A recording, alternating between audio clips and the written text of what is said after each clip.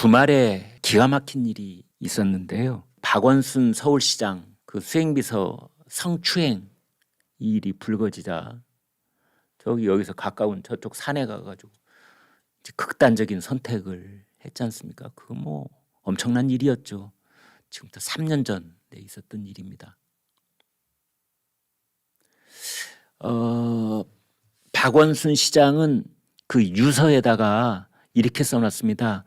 내가 죽으면 내 뼈가루를 우리 부모님 부모님 계시는 선영에다가 뿌려다오.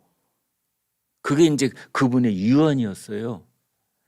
그런데 새벽에 아무도 없을 때 그 유족들이 박원순 시장의 유해를 갖다가 저 남양주군의 저쪽 좀 북서쪽 북동쪽으로 좀 올라가는 거죠. 그러니까 두물머리에서 이 한강이 북한강으로 이렇게 올라가고 남한강으로 흘러내려가면 북한강을 따라서 쭉 올라가다 보면은 이제 남양주 저쪽에 만나는데 거기 모란공원이라고 있습니다. 모란공원. 그 모란공원에 저 모란미술관 바로 근처에 이제 민주열사 묘역이 있거든요. 거기다가 이장을 했다는 거 아닙니까? 요즘 윤달인가요? 요즘 뭐 이장하는 달이라고 그런 얘기 많이 나오고 있습니다. 아마 거기에 때를 맞췄는지요. 그래서 기습 이장이다. 참 기습 이장이라는 말도 참 처음 들어봅니다. 기습 이장.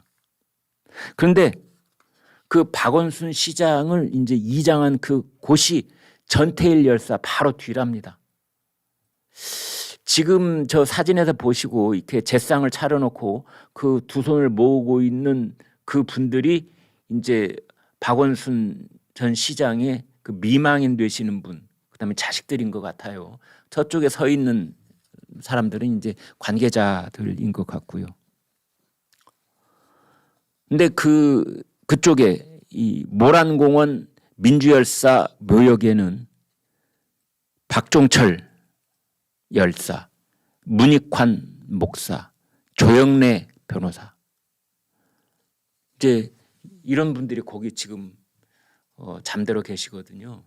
근데 저희 시청자들께서 제가 지금 말씀하신 그런 분들에 대한 우리 시청자들의 평가가 뭐 이렇게 좀 갈릴 수도 있겠다 저는 생각이 드는데 어찌됐든 이제 그것도 좀 별도로 이렇게 잠시 놓고 그냥 우리가 흔히 하는 말로 그분들 가령 박종철 유족들, 문익환 목사 유족들, 조영래 변호사 유족들 그분들은 어떻게 생각할까?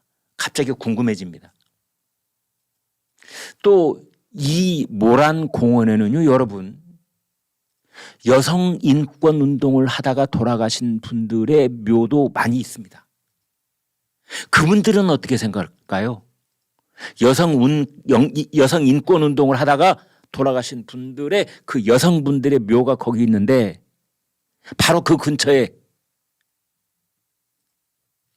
여성을 성추행하다가 그게 불거지자 스스로 목숨을 끄는 박원순 시장의 묘가 와 있다? 이거 어떻게 봐야 됩니까? 지금 여성계에서는 2차 가해 논란이 번지고 있습니다. 그러니까 박원순 전 시장한테 그 성추행을 당한 그분 있잖아요.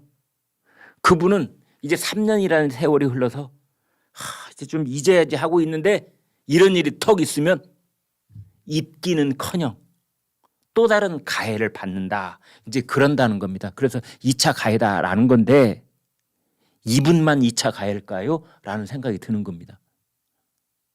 이 모란공원에 있는 민주열사 묘역에 잠들어 계신 여성 인권운동을 했던 그런 고인들, 그분들에게는 가해 아닐까요? 이제 그런 지금 논란이 벌어지고 있습니다. 기가 막힌 거는 원래는 오후 3시에 이장하기로 돼 있는데요. 아침 8시에 그 모란공원 직원들이 출근해서 보니까 이미 이장이 끝나 있다라는 거 아닙니까? 그렇게 해도 되나? 그럼 아무나 이렇게 가서 해도 되나? 이런 생각도 듭니다. 오늘 4월 3일 제75주년 4.3 희생자 추념식이 있는 날입니다. 그래서 이제 우리 정치권이 대거 지금 제주도에 가 있습니다. 지금 현재 이 시각 제주도에 가 있습니다. 더불어민주당이 좀 대거 움직였더라고요. 이재명 대표도 가 있고 아침에 최고위원 회의도 거기서 했고 이제 그런 모양새입니다. 윤석열 대통령은 안 갔고요. 국민의힘 김기현 대표도 안 갔습니다. 한덕수 총리하고 원희룡 국토부 장관, 원희룡 장관은 제주도 출신입니다.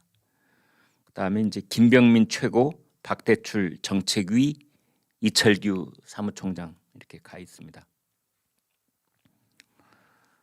대통령실 관계자 이렇게 말했습니다. 지난해 대통령 당선인 신분으로 참석을 했고 같은 행사에 매년 가는 것에 대해 적절한지 고민이 있다. 올해는 총리가 가는 게 적절하다고 판단하는 것이다. 국민의힘 관계자 2030 부산국제박람회에 총력을 기울이기 위해 피치 못할 결정이다 이랬는데요. 어제 그 국제박람회 기구 그 실사단이 한국에 와 있습니다. 거의 국빈 대접을 하면서 우리가 귀하게 모셔야 될 손님이지요. 이제 2030년에 있을 그 7년 뒤에 있을 국제 박람회 엑스포 전 세계적으로 5개 나라인가요? 거기에 이제 신청을 했다가 지금 가장 강력한 라이벌이 대한민국의 부산하고 사우디아라비아의 리야드 이제 2개가 붙었는데 우리가 하나도 지금 유리하지 않습니다, 여러분. 예. 그 회원국들이 투표로 결정하는데요. 올해 11월 달에 결정을 합니다. 그러니까 몇 달 안 남았죠? 지금 4월이니까 이제 7달 남았습니까? 그러면 7년 뒤 2030년에 이제 국제 무역 박람회를 부산에서 하느냐, 중동에서 하느냐가 결정이 되는 건데 그 실사단이 왔거든요. 실사단은 채점관입니다. 채점 매기로 온 겁니다. 따라서 사실은 그 실사단을 맞이해서 여야가 지금 힘을 합쳐야 할 때입니다. 네. 그 실사단이 만나고 싶어하는 사람들은 서울에 이왕이면 좀 있다가 다 만나고 부산에서도 만나고 뭐 이래야 되거든요. 이제 그 얘기를 하고 있는 겁니다. 4.3 4월 3일 4.3 여러분은 어떻게 정리를 하고 계십니까? 여러분은 그 자식이나 손주들 만났을 때 뭐 이런 얘기 나오겠습니까만은 혹시 나왔을 때 여러분은 그 어떤 식으로 이 제주 4.3 사건 공식 명칭이 제주 4.3 사건 이렇게 많이 정리가 되어 있는데 어떻게 얘기들 하세요? 굉장히 민감한 얘기이기도 하고 또 그 이 사람에 따라서 보는 각도가 굉장히 차이가 나기도 하고 뭐 그렇습니다. 남로당 그 분자들의 뭐 반란 사건 이제 이렇게 보시는 분도 있을 거고 무력 충돌과 진압 과정에서 희생자가 대거 발생한 사건 뭐 이렇게 정리하시는 분도 있을 거고 또 어떤 쪽에서는 그 경찰이 민간인을 그 희생시킨 뭐 그런 부분을 크게 부각하는 사람도 있을 거고 또 반대쪽에서 그 제주 4.3 사건의 그 본질이 그 무엇인지에 대해서 이건 남로당이 촉발시킨 거다라는 쪽으로 정리를 하고 계신 분도 있을 겁니다. 여러분 어떻게 보십니까? 문재인 전 대통령도 오늘 제주도에 간다네요. 그 유족들이 이제 초청을 한 그런 형식으로 가서 오후에 유족들 만난다 이렇게 돼 있습니다. 이재명 대표는 아침에 갔다가 아마 점심 무렵에 올라오는 것 같아요. 그래서 제주도에서 이재명 문재인이 만나는 그런 일은 있지 않을 것 같습니다. 4.3에 대해서는 여기까지 말씀을 드리겠습니다. 한 말씀 더 드리겠습니다. 윤석열 대통령이 한덕수 총리가 대신 읽은 추념사에서 이렇게 말했습니다. 무고한 4.3 희생자들의 넋을 기리고 그 유가족들의 아픔을 국민과 함께 어루만지는 일은 자유와 인권을 지향하는 자유민주주의 국가의 당연한 의무다. 윤석열 대통령의 추념사였습니다. 아무튼 이 제주 4.3에 대해서 한마디 할 수 있다면 제발 이것을 정치적으로 이용하면 안 된다.